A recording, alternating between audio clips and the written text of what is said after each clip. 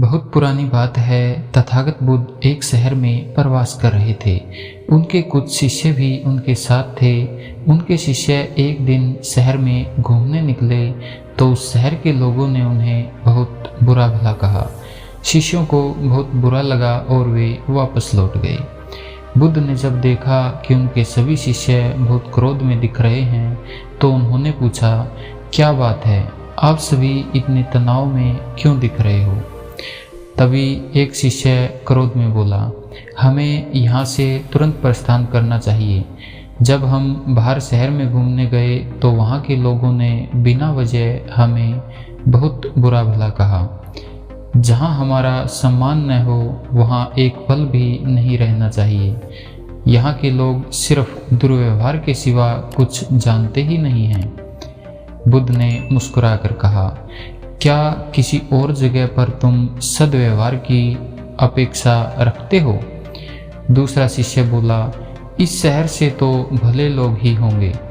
तब बुद्ध बोले, किसी जगह को सिर्फ इसलिए छोड़ देना गलत होगा कि वहाँ के लोग दुर्व्यवहार करते हैं।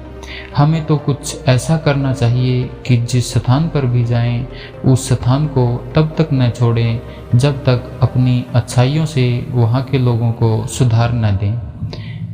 हम जिस भी स्थान पर जाएं, वहाँ के लोगों का कुछ न कुछ भला करके ही वापस लौटें।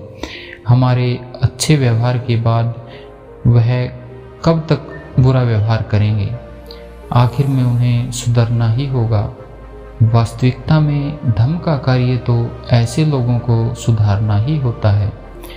यही चुनौती वो है जब हम विपरीत परिस्थितियों में खुद को साबित कर सकें।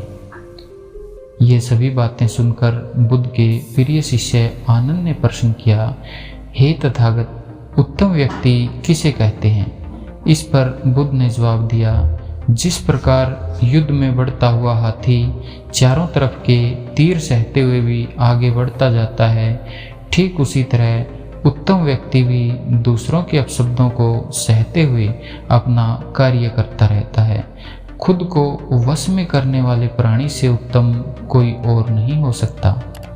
बुद्ध की बात शिष्यों को अच्छी तरह से समझ में आ गई और उन्होंने वहाँ से जाने का इरादा त्याग दिया।